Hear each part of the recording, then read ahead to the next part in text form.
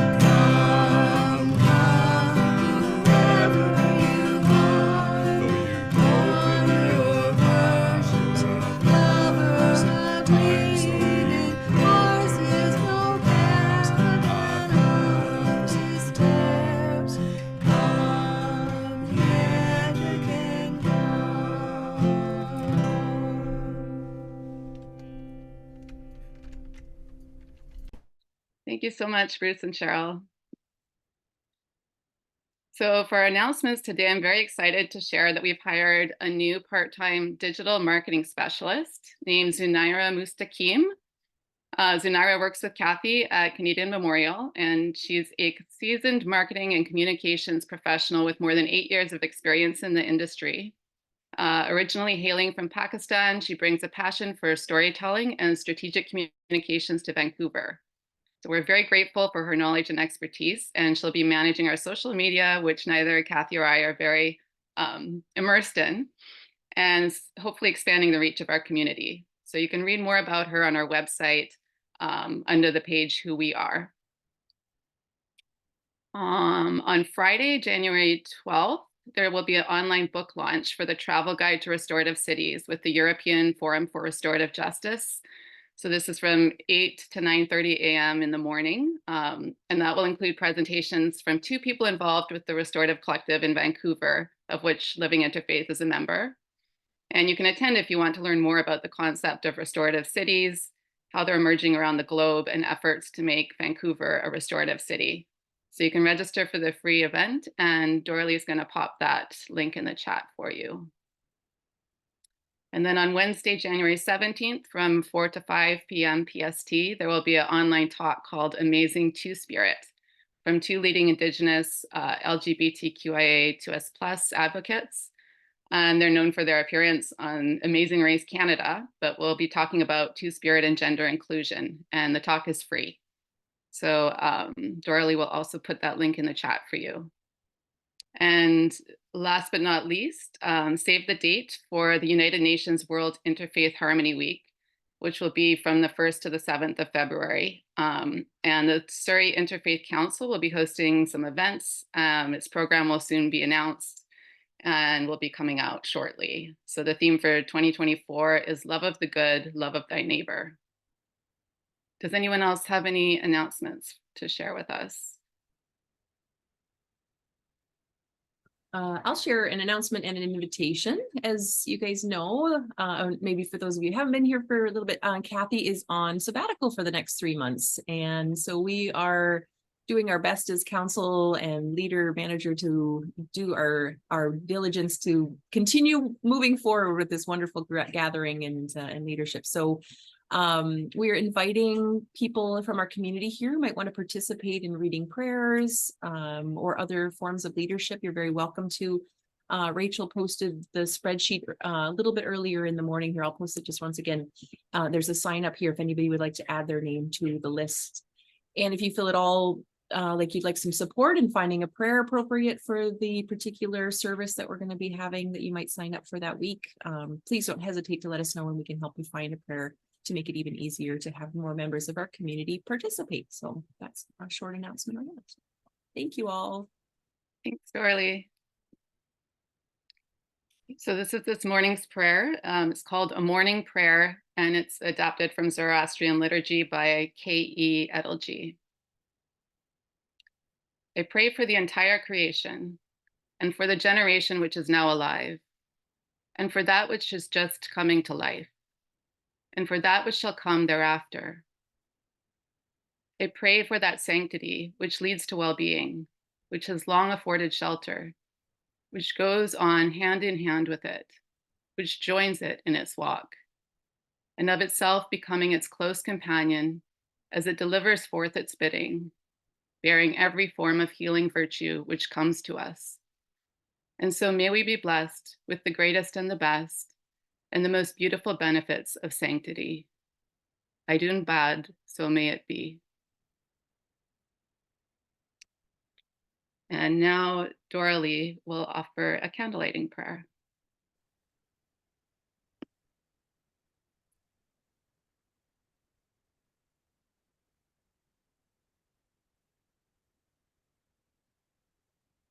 We worship you in every religion that teaches your laws and praises your glory.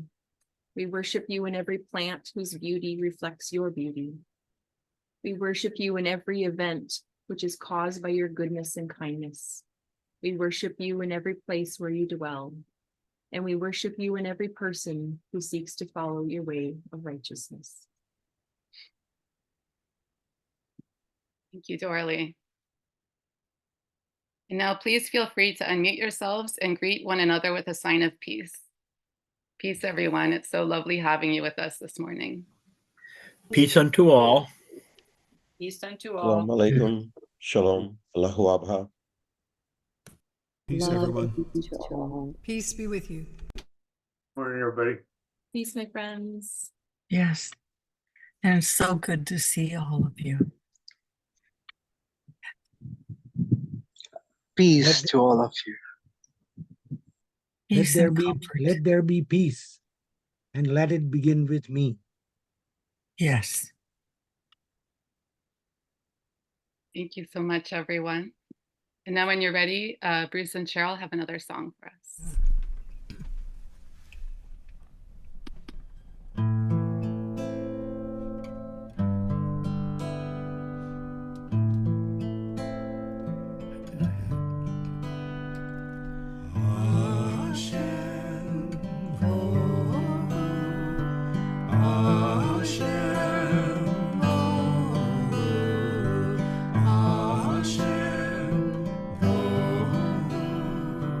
Ah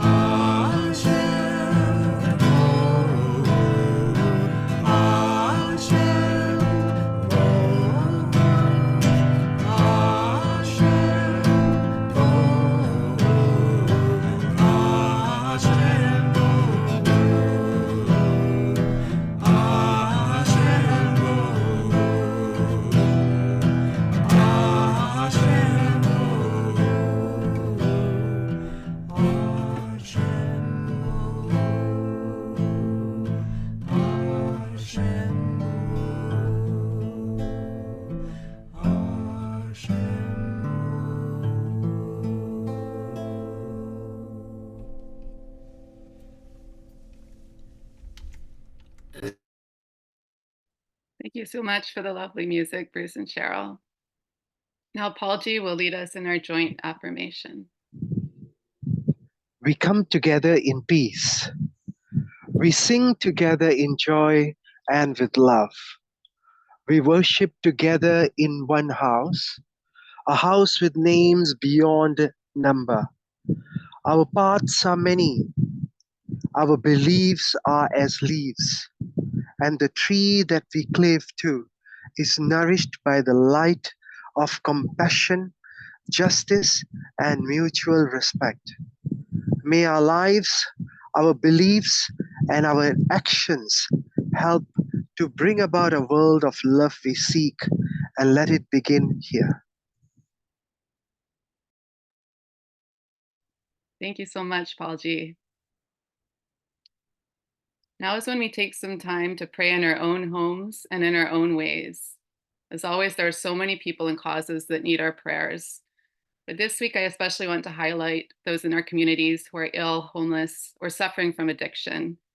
It was mentioned earlier in the service that the cold is coming to Vancouver. And so I just want us to remember those on the streets who are unhoused and may not have a warm place to stay. But I invite you to bring anyone else in your communities or in the global community that you'd like to pray for today. So let's take some time to pray now.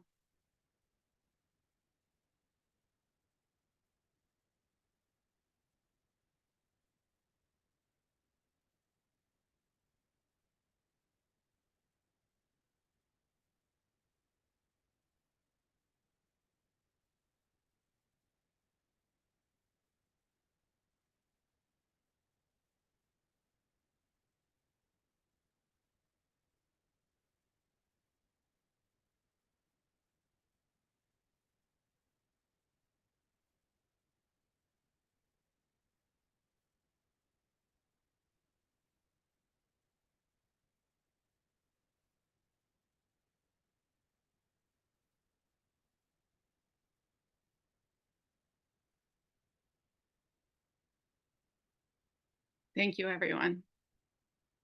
Now, Bruce and Cheryl have another song to share with us.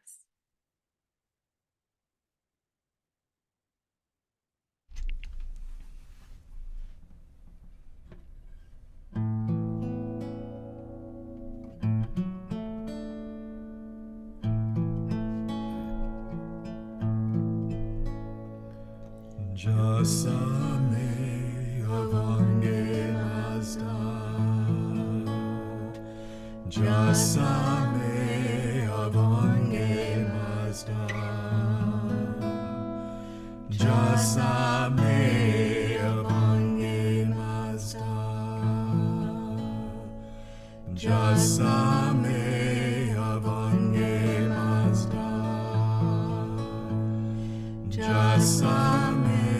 avange mazda, Jasame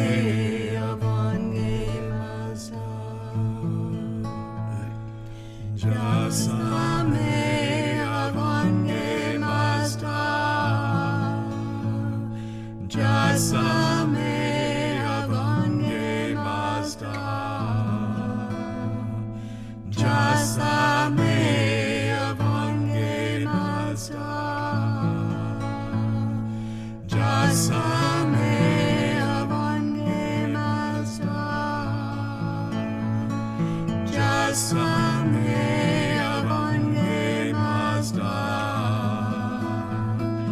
Jasame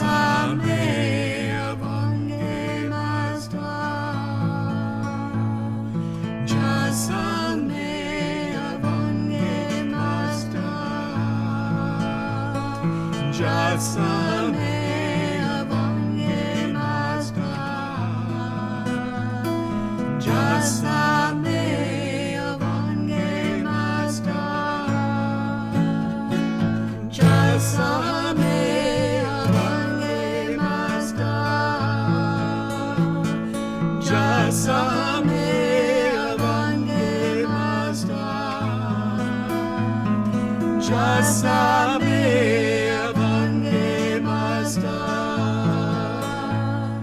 Jasame avange mazda,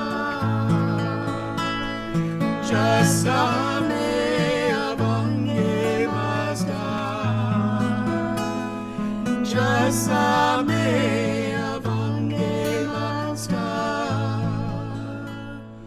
Jasame Avange Master.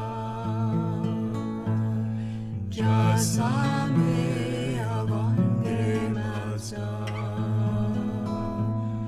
Jasame Avange Master.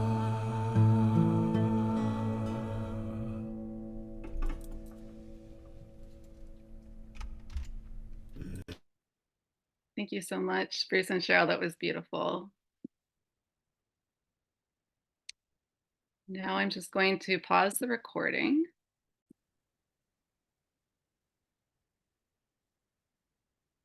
So now is the time when we put our donation page in the chat. The Living Interfaith Sanctuary has very little overhead, but we do pay a few part-time employees, including myself, and now we have Zanaira. I'm very excited to see what she brings to our community as well. So your generous contributions help to keep these things going and help us to keep learning about these different faith traditions and how we can bring this wisdom into our own lives. So I'll put that in the chat now.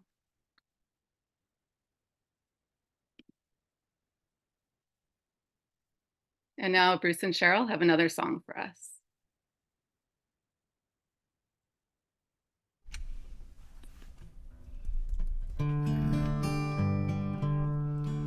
From you I receive, to you I give.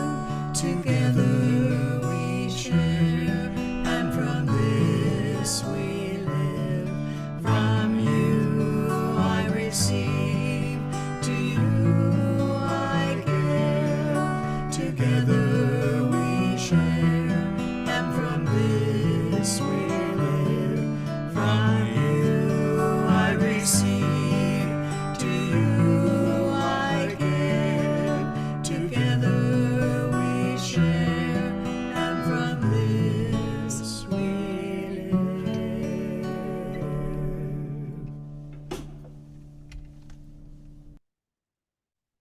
Thank you, Bruce and Cheryl. Now it is my joy and honor to welcome Firdosh here today. Brought up in Mumbai, Firdosh has been involved with the North American Zarathushti community for more than 4 decades and is the past president of the Federation of Zoroastrian Associations of North America, the Associations of Alberta and BC, and the Edmonton Interfaith Centre. His scholarship and knowledge of the Zoroastrian religion has made him a popular presenter at various universities, interfaith groups, and Zarathushti associations.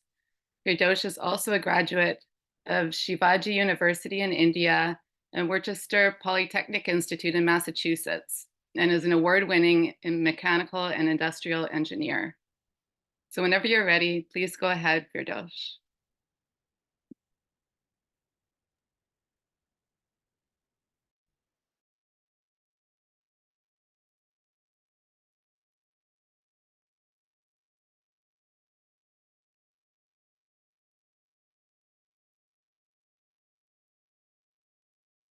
Thank you very much for this opportunity.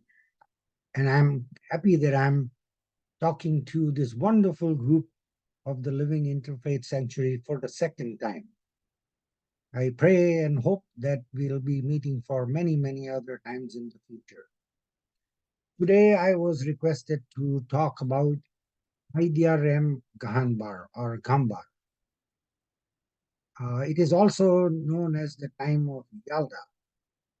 Yalda is actually a festival based on winter solstice, which we consider the festival of 40 nights. Boy, do we enjoy having fun. One night is not enough for us. 40 nights of Shabe Chale, the festival of, and then out of that, 6 days are the Maidyarem Ghambar. I'll try to explain a little bit about Ghambars now. Ghambars represent Thanksgiving by respecting and celebrating bounties of nature. In early times, the lifestyle was based on climatic conditions and subsistence living.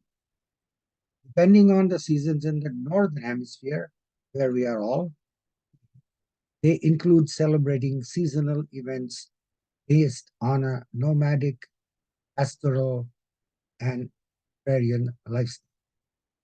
We begin with the geography of Aryana Vaja, referred to in our scriptures as the land of Arya, people also known as Aryan.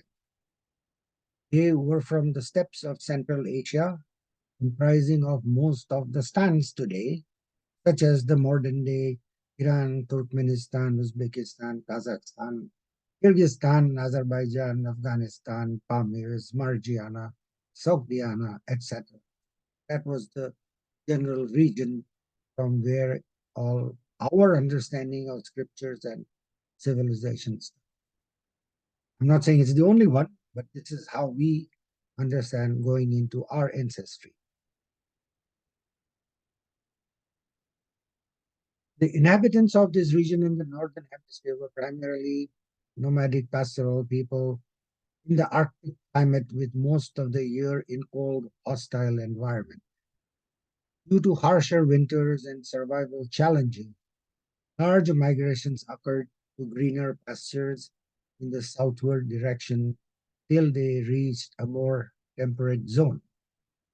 There were two Arctic Ghambar, the Maidyarem or the midsummer, the Arctic summer of 7 months, and the Maidyarem or Sarem, coming of winter of the remaining 5 months of the year.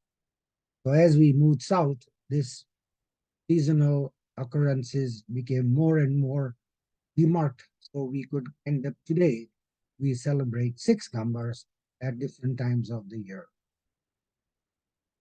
Usually any kind of festivity, etc., is earmarked by lots of fruits, food, enjoyment, camaraderie, friendship, fellowship, etc., etc. And the food from that kind of region was the one that survived winter also. So we have the pomegranate, the apple, the dried fruits and nuts and things like that, which are very, very common in our diet today. Shabe means night and Chele means 40. Shabe Yalda, the Yalda night, or Shabe Chele night of 40, marks the night opening the initial 40-day period of the 3 months of winter, from which came the word Chele or Chala, 40 derives.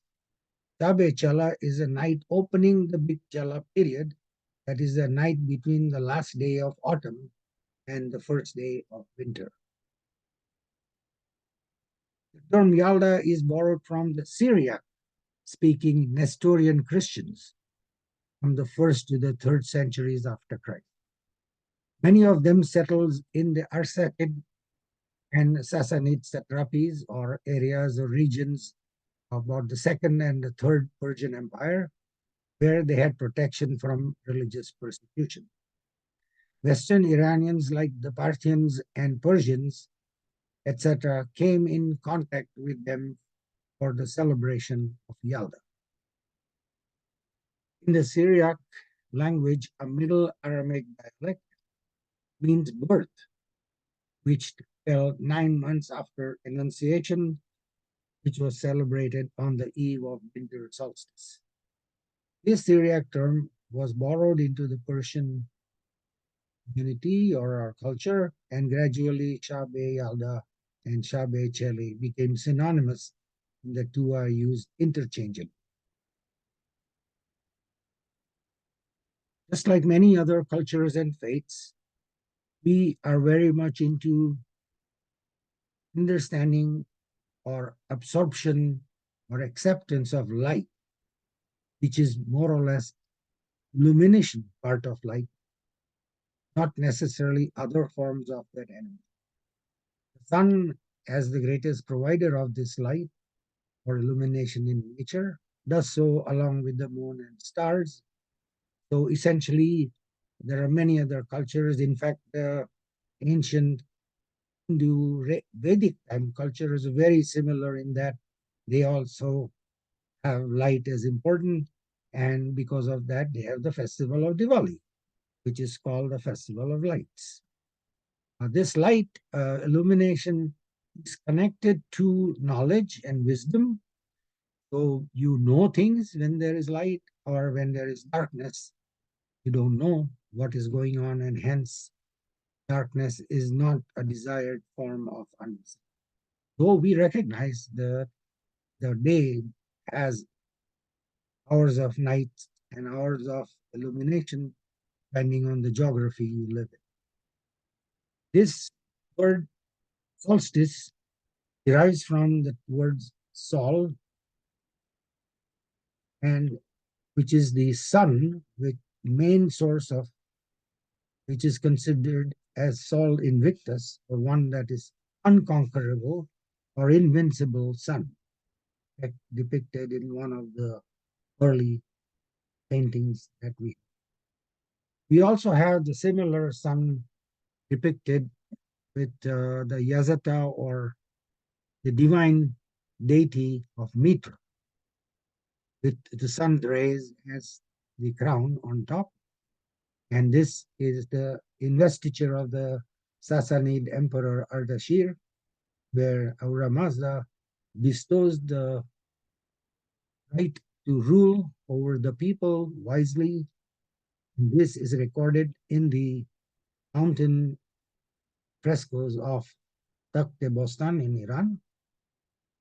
On the left is the Yazata Meher, associated with the sun, with regard, and Reis Barsom, which is one of the religious items used in the prayers by the western side of the Iranians.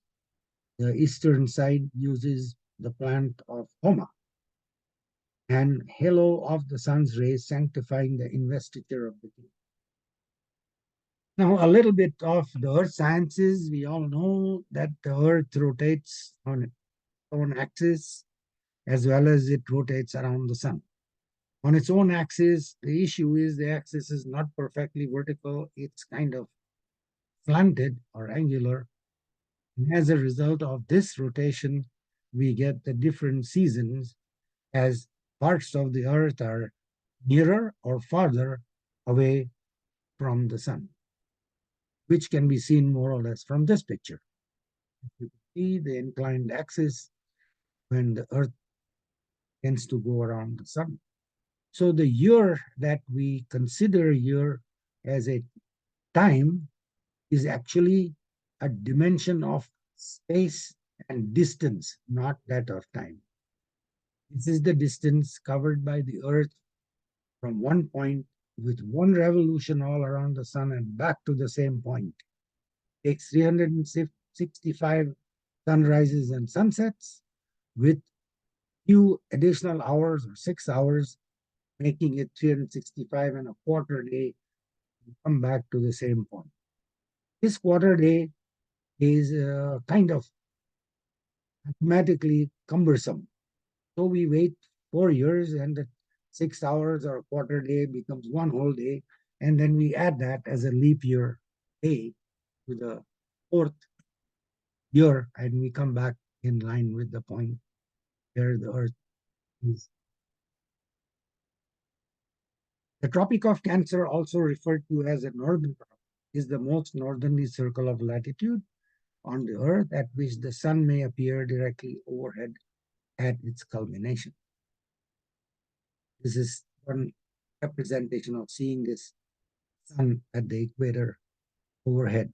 The whole idea of the overhead is that if you plant a stick in the ground at the midday, there will be no shadow because the sun is overhead. You can check this out with a flashlight and a pen or a pencil and see what I'm trying to say as the shadow going over.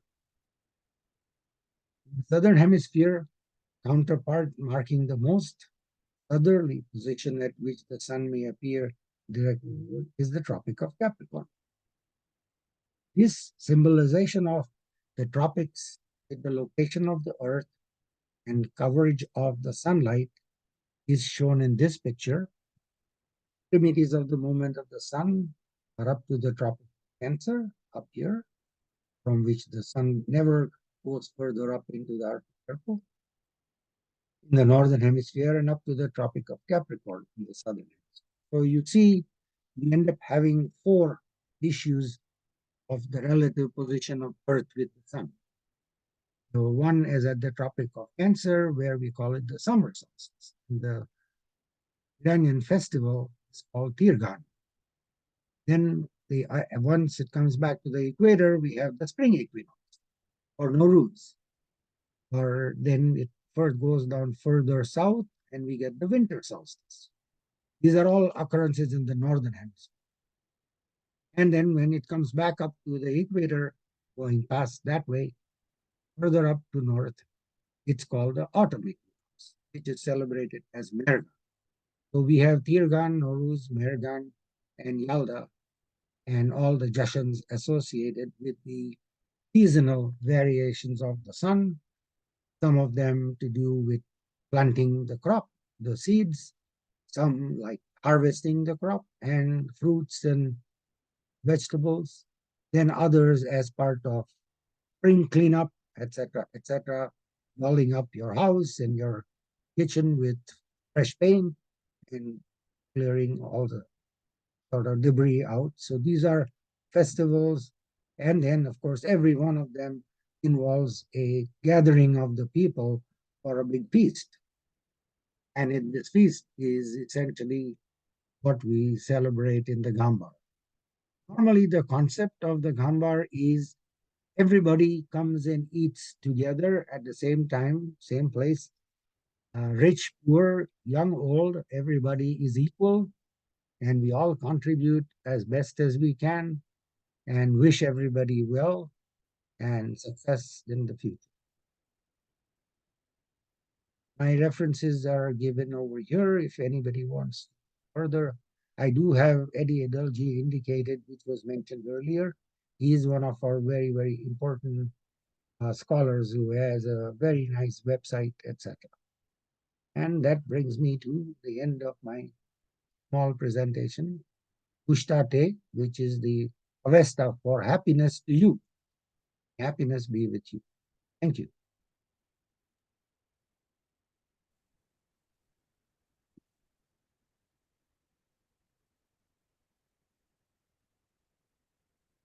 Thank you so much, Firdosh. And if you'd like to stop sharing your screen, we'll finish the service. I didn't know very much about the Zoroastrian religion, so it was really wonderful and grounding to hear how grounded it is in the seasonal changes. Thank you so much. Bruce and Cheryl have one more song to share, and then I'll end the service with a closing prayer. After that, I know some of you will need to get going, but anyone who likes can stay for a little while and ask any questions of Firdosh if you have some time. Yeah. Yeah, just to emphasize that we follow all the days of the year according to the solar calendar and not the lunar calendar. Thank you. Thank you, Firdosh. And when you're ready, Cheryl.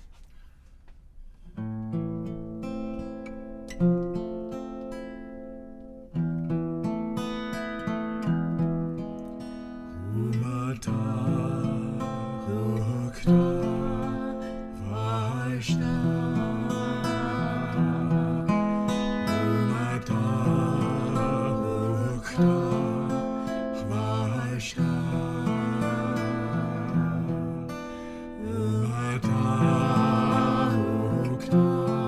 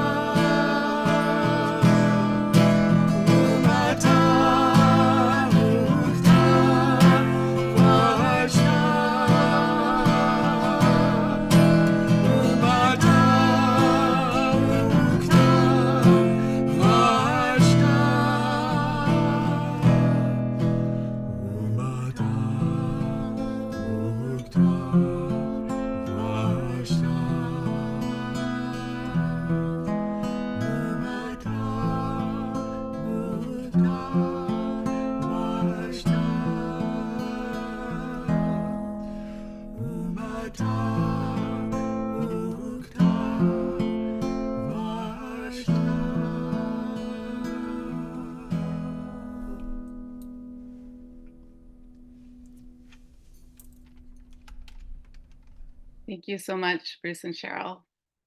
And now for our closing prayer. May we all learn to embrace the seasons of our lives, the joy of the sun in summer, as well as the rest that darkness brings in the winter. May we remain connected to each other, to the earth with its plants and animals, and to our place in the larger universe. May we share what we have with others, and may we allow wisdom to illuminate our lives in whatever form it comes. Amen.